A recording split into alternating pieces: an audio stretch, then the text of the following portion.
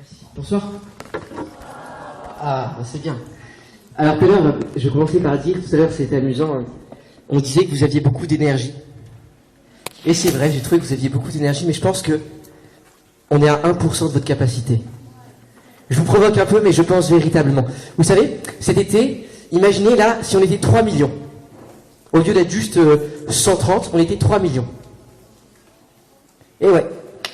Et ben, c'est ce qui s'est passé cet été à la plage de Copacabana, au Brésil, 3 millions de jeunes. Et le pape, qu'est-ce qu'il leur dit? Il leur dit, il n'y a pas de plus grande énergie que celle qui se dégage du cœur des jeunes quand ils sont conquis par l'expérience de l'amitié avec le Christ. Donc du coup, on a encore un peu de marge. Quand on aura rencontré et aimé le Christ, on aura encore plus d'énergie que ça. Ça vous va? Bon alors du coup, je me présente un peu, désolé. Je m'appelle Alban, j'ai 21 ans. Et waouh, je suis plus vieux. Je sais pas, il y a quelqu'un qui fait waouh. Oui, mais j'ai que 21 ans. Et je suis en école d'ingénieur actuellement. Donc du coup, j'ai passé mon bac il y a 3 ans et demi maintenant. Et donc je fais partie du groupe Ressuscito à Versailles dont parlait Maëlys au début. Et alors, en fait, moi je voudrais vous raconter en quelques instants et puis après vous dire des choses sur le bon Dieu. Vous savez, je suis né dans une famille catholique. J'ai été baptisé après quelques mois de naissance. J'ai eu aussi un lycée, un collège, un lycée catholique. Donc j'ai eu tout le package quand j'étais petit. On m'a parlé de Dieu, on m'a amené à la messe, on m'a traîné à la messe, mes parents me traînaient à la messe. S'il y avait eu une veillée comme ça dans mon bahut, mes parents m'auraient dit c'est bien que t'y ailles, et voilà. Bref, vous imaginez. Et en fait, donc je grandissais, jusqu'en 3e, j'allais à la messe tous les dimanches. En 3e, on me propose, est-ce que tu veux faire ta confirmation? Ça te gêne le fil? Excuse-moi. Merci. J'aime bien pouvoir bouger un peu parce que sinon il n'y a que cette partie-là qui est présente et j'aimerais bien vous voir là-bas quoi. Mais je peux pas venir jusqu'à vous, désolé. Et donc du coup, jusqu'en 3e, je vous dis, j'allais à la messe le dimanche, on me propose, est-ce que tu veux faire ta confirmation? J'étais dans un lycée catho, il y avait plein de potes qui la faisaient. Donc je fais, bon ouais, je vais la faire. Je l'ai fait, hop, moi je pensais à la pièce montée qu'on a dans notre famille après la confirmation. Très très bon. Et en fait, à cette même période, j'ai arrêté d'aller à la messe le dimanche. Vous savez, à cette même période, j'avais 15 ans à peu près et tout, je commençais un peu à être un peu vénère, un peu... Voilà, mes parents, je leur disais que j'aimais pas trop ce qu'ils me disaient parfois. J'en avais un peu rien à cirer de « Ah, tu rentres à quelle heure ?» Hop, ça me gavait un peu.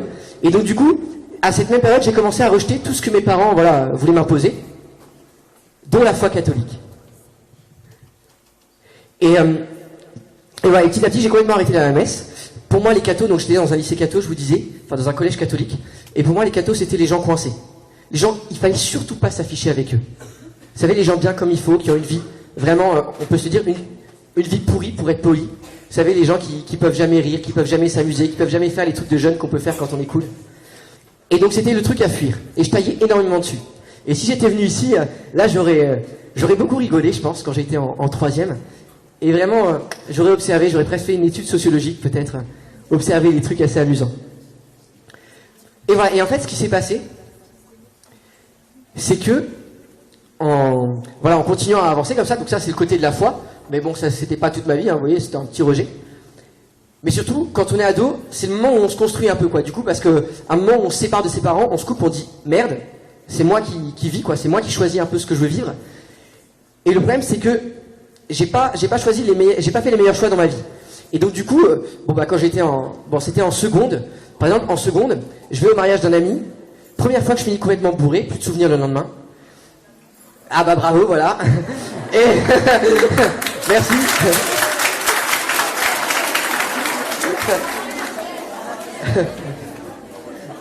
Alors voilà, alors vous voyez, justement, je ne suis pas un exemple. Je sais que c'est à 20 milieux de ce que vous vivez, j'en suis convaincu. Mais voilà, en tout cas, seconde, un mariage, première fois que je suis bourré. Et ensuite, avec mes amis, on a commencé à aimer ça, trouver ça drôle, parce que c'est sympa d'être joyeux, quoi. D'un coup, c'est plus facile d'aller voir les gens, on trouve les autres sympas, et puis on passe un meilleur moment. Et donc du coup, on a commencé à picoler un peu comme ça avec mes potes. J'ai pas fini alcoolique, hein. Je veux pas forcer le trait, j'étais pas un espèce de dealer, hacker et je sais pas quoi. J'étais juste j'aimais bien passer du temps à boire avec mes amis. L'abus de l'alcool est dangereux pour la santé. Et donc voilà, on peut l'applaudir parce qu'il est jusqu'au bout. Parce que tout à l'heure, il nous mène dans la louange, il nous mène dans la chorégraphie, et maintenant, il nous dit la voix de la sagesse. Merci. Et donc, du coup, je vous dis, ça c'était le premier aspect. J'aimais aller faire la fête, et c'est normal. Quand on est jeune, on aime aller faire la fête. Et le deuxième aspect, c'était qu'en fait, dans ma relation aux autres, il y avait un truc qui buguait. En fait, j'avais plein de masques. Vous savez, donc les filles, vous mettez souvent du beau maquillage, plein de trucs, du mascara et tout ça. Mais aussi, intérieurement, peut-être que vous le faites aussi, parce que les mecs, on le fait. Mais j'en suis sûr, en fait, on met des masques, intérieurement aussi. On essaye de paraître plus beau, de paraître plus je sais pas quoi qu'on est vraiment. On essaye de cacher, on essaye de se... Voilà. On essaye de paraître quelqu'un de bien. Et moi, j'essayais de paraître quelqu'un de cool, qui se prend pas la tête. Et en fait, il y avait deux catégories de personnes pour un invité. Il y avait les gens sympas, qui pouvaient t'inviter à des soirées sympas, à des bonnes beuveries, surtout quand leurs parents partaient souvent le week-end et qu'on avait la baraque pour nous. Ça, c'était les gens cool. Il fallait aller leur parler, il fallait être pote avec eux, il fallait leur dire bonjour le matin et leur sourire. Et puis après, il y avait les gens pas intéressants, donc je vous dis, les cathos, les victimes, ceux sur qui tout le monde tape, avec qui on ne veut surtout pas s'afficher parce que c'est des gens pas bien. Et ceux-là, je les pourrissais. Et voilà, il y avait ces deux catégories de gens, vraiment. Et voilà, et puis j'ai toujours été quelqu'un d'un un peu nerveux, et du coup, c'est vrai que j'étais assez chaud, et j'aimais bien bousculer un peu les gens, quoi, et leur montrer qu'en fait, il fallait pas me faire chier, parce que sinon, j'allais vraiment lui mettre une droite. Voilà. Donc, oh merci, lui. Non, voilà, en gros, vous voyez, donc c'était intérieurement, il y avait quelque chose de vraiment pas très ajusté par rapport à ma relation avec les gens. C'était vraiment, si t'es quelqu'un de cool, c'est top, et sinon, bah dégage, quoi. Mais en même temps, j'essayais de paraître pour quelqu'un qui se prend pas la tête, qui est sympa, qui est cool et tout ça. Voilà, et j'arrive à l'âge de mes 17 ans, il y en a plein qui ont 17 ans ici, levez la main, j'en suis sûr qu'il y en a qui ont 17 ans. Ouais, non? Et si tu lèves la main, je refais la même tête. Ouah. Donc, ok, j'avais 17 ans, j'étais en première S. Vous savez, l'année de la première S, pour moi, c'était l'année où j'ai pris une claque. Première S? Ah, très bien. Bah, moi, j'ai pris une claque en maths, je sais pas pour toi. C'était une année très dure parce que, vraiment, au niveau des cours, j'ai pris une claque, quoi. On parle des maths tout le temps ici, il paraît, quand on vient parler de religion, donc... Donc, j'ai pris une claque en maths, bref. Allez, hop. On y retourne. Là, on arrive un peu à un truc. Là, je vais dans une veillée de prière comme ça. Pourquoi? Parce que j'avais une méga beuverie à Paris qui était organisée avec mes potes. J'apprends une heure avant qu'elle est annulée. Alors là, tu fais bad, je vais sur Facebook, j'essaie de chercher un autre plan. Et là, à ce moment-là, ma sœur rentre et me dit, bon, je vais à une veillée de prière, je vais voir ce que c'est des jeunes catholiques qui prient. Bon, alors moi, je savais juste que j'avais pas pour le lendemain, que j'avais rien d'autre à faire ce soir-là. Je me suis dit, bon, écoute, j'ai que ça à faire, j'y vais, et puis je suis sûr qu'il y aura de la bonne musique, parce qu'on m'a déjà parlé de ce groupe, et je sais qu'il y avait de la bonne musique. Pour vous dire, aujourd'hui, c'est Yves, là, guitariste, la star professionnelle, qui anime la musique là-bas aussi. Donc, je me dis, il va y avoir un bon niveau. Bravo Yves! Ah, c'est marrant, vous faites aussi le aïe! Aïe! Alors, et du coup, je me pointe à cette veillée, je débarque, et donc là, c'est pareil, c'est vraiment comme ce soir, je vois plein de jeunes avec une joie, qui m'a un peu percuté, en fait. En fait, j'avais jamais vu, vous savez, dans ma case, il y avait le stéréotype catho, vous savez, coincé, vie pourrie, qui dit toujours oui, oui, oui à ses parents, qui n'a pas de liberté. Et là, je voyais des jeunes qui avaient l'air plutôt cool, et surtout qui avaient une joie incroyable. Mais incroyable. Qu'est-ce qui pique? et donc, je me pointe là, et vous savez, quand vous allez dans les soirées, vous êtes habitué, du coup, à avoir des gens qui sourient. Vous savez, quand on a un peu bu, on sourit, on fait waouh, on crie dans tous les sens, tout ce que vous voulez. Et là, je voyais des gens qui avaient la banane, mais c'était une joie, je sentais qu'il y avait quelque chose de très profond. Mais vraiment de très profond. Et ça m'a percuté. Et moi, j'étais à peu près au milieu de la veillée, j'étais à peu près au milieu des gens. Je regardais, puis pareil, il y a quelqu'un qui arrive, qui me fait un topo, qui me dit, j'ai rencontré Dieu. Alors moi, j'avais jamais entendu qu'on pouvait rencontrer Dieu. Alors du coup, bah, on sait pas trop ce que ça veut dire, rencontrer Dieu. Ça me travaille. Et après, et ça c'est pour toi, attention. Après, il y avait exactement, comme on va avoir après, un moment plus intérieur. Où c'est moi, où c'est l'intimité, où c'est plus juste, on chante ensemble, on danse ensemble, on rigole ensemble, mais c'est, j'écoute ce qu'il y a au fond de moi. Voilà, un moment vraiment de recueillement. Et pendant ce moment de recueillement, moi, il y a toutes les choses qu'on venait me dire, qui sont descendues, qui m'ont travaillé. Et à un moment, il y avait des chants derrière, et à un moment, je me suis dit, je sais pas pourquoi, j'avais ma sœur à côté, j'avais ses amis, donc pareil, ils étaient dans le même outil que moi, ils regardaient au départ, et je me suis dit, ok, vraiment il y a quelque chose qui se passe là.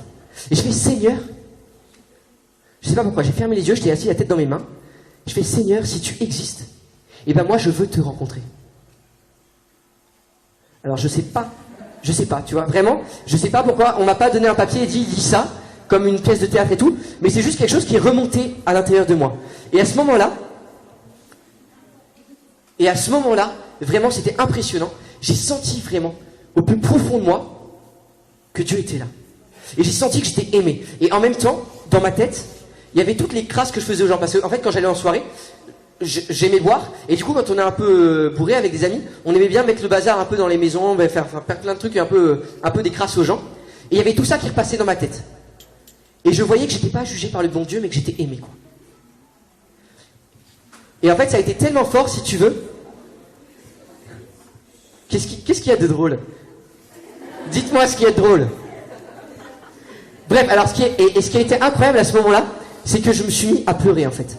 C'était tellement fort, si vous voulez, à la fois au fond de mon cœur, le sentiment profond d'être aimé, la certitude d'être aimé, et dans ma tête, les conneries que je faisais, quoi. Et qui franchement, en fait, faisaient du mal aux gens, quoi. Et ça a été ce que j'appelle une rencontre avec le bon Dieu. Une espèce de claque dans ma vie. Je me suis mis à pleurer. À ce moment-là, ma sœur et ses amis, ils n'ont pas trop compris, ils m'ont regardé, ils sont partis.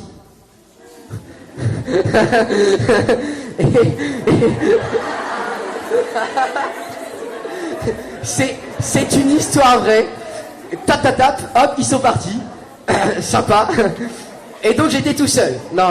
Et donc du coup, je me suis retrouvé là. Et de semaine en semaine, je suis retourné à voir ces jeunes. J'ai commencé à parler avec eux. J'ai commencé à me dire, purée, Dieu est là, quoi. Dieu est dans ma vie. Et vous savez ce que j'aime bien avec le pape François? Si vous le lisez, et je vous le conseille. Il s'adresse à des jeunes, quand il parle à Copacabana où il y a 3 millions, il fait encore 3 millions de personnes, il fait encore plus chaud qu'ici, sauf qu'il y a la mer à 200 mètres et qu'on peut aller se baigner. Et quand il parle à ces jeunes, vous savez ce qu'il leur dit?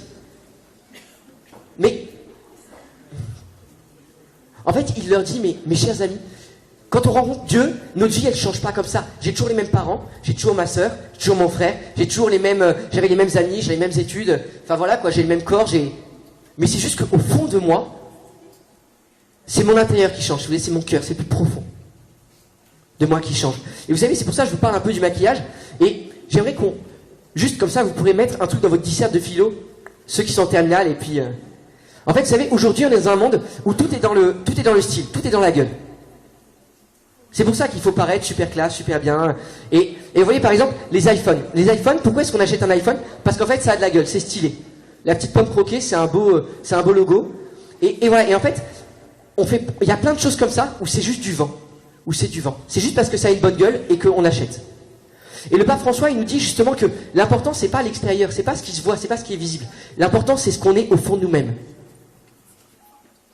Vous savez, dans l'évangile, Jésus dit, à un moment, retenez bien, c'est très court, je vais pas vous réciter un évangile entier, mais il dit, et je vous explique la phrase après, mais écoutez-la bien. Parce que là, c'est le Christ qui parle. Il dit, la vie vaut plus que la nourriture, et le corps vaut plus que le vêtement. Si aujourd'hui, il parlait à ma place, il dirait, la vie, elle vaut plus qu'un iPhone. La vie, elle vaut plus qu'un Abercrombie, qu'un Hollister, ou qu'un beau sac. Elle vaut plus que ça, la vie. La vie, elle vaut ce que tu es intérieurement. Et là, je cite quelqu'un d'autre, je cite Jean-Paul II. Vous connaissez un peu Jean-Paul II? Non? L'ancien pape. Exactement. Et vraiment, et ça... S'il y a une phrase que tu dois retenir, je pense que c'est celle-là. Parce que moi, c'est ça qui a changé. Je vais te dire la phrase juste après, du coup, je vais t'expliquer. S'il vous plaît. En fait, je ne peux pas dire une phrase comme ça si vous n'écoutez pas. En fait, vraiment, moi, je parle à des gens qui veulent écouter. Donc voilà, si vous voulez vraiment, je peux poser le micro, on peut rebouger, on peut refaire Pump It Up et tout ça. Il n'y a pas de souci. Non? Oh. Là, il y a des faillots au premier rang, c'est bien. Et donc, du coup... En fait, ce que ça a changé du coup concrètement dans ma vie, rien, je te dis. C'est mes mêmes amis, mêmes parents. Mais en fait, ça a changé ma relation avec les autres, justement. Et c'est ça qui m'a apporté 3 choses. Un vrai programme de hippie. Mais profondément, en fait, c'est apprendre à aimer les gens. Et à me laisser aimer par eux, tel que j'étais, pas en essayant de paraître ce que je n'étais pas. Une vraie joie. Avant, c'était les montagnes russes, moi. J'étais dans une soirée avec mes potes, c'était cool. Je redescends, et après, le lendemain, je redescendais, et c'était le bad. Et là, une joie profonde. Depuis 4 ans, une joie profonde qui m'a jamais quitté. Même si j'ai pas le sourire tout le temps, profondément j'ai une joie. Et le troisième, c'est la paix. C'est la certitude que ma vie est entre les mains de Dieu et j'ai pas à stresser pour mes cours, pour mes résultats, pour ce que je vais faire plus tard, est-ce que j'aurai du boulot, est-ce que un tel, j'ai pas à stresser. Hop, ma vie elle est dans les mains du bon Dieu. Donc l'amour, la joie et la paix. Et Jean-Paul II dit, on y arrive, chers jeunes, vous valez ce que vaut votre cœur. Chers jeunes, vous valez ce que vaut votre cœur. Vous valez pas votre compte en banque, vous valez pas la dernière version de votre iPhone, vous valez ce que vaut votre cœur. Vous valez pas le nombre d'amis sur Facebook, vous valez pas le nombre de gens à qui vous checkez le matin en arrivant au lycée avec un grand sourire. Vous valez ce que vaut votre cœur, profondément. Et votre cœur est appelé notre cœur, et c'est ce que le bon Dieu fait depuis 4 ans, et qui continue, et c'est ouf. Et ben il m'apprend à aimer, il m'apprend à être vrai. Il m'apprend à être dans une relation avec lui. Vous voyez? Je le vois pas, je l'entends pas, mais pourtant quand je ferme les yeux, quand je prends le temps de me poser, et ben je vois qu'au fond de moi, il y a le bon Dieu qui est là, quoi. Qu'au fond de moi, ça travaille.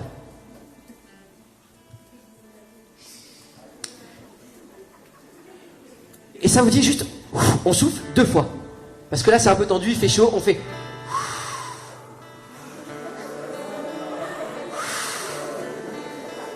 Voilà, est-ce que vous m'accordez 2 minutes?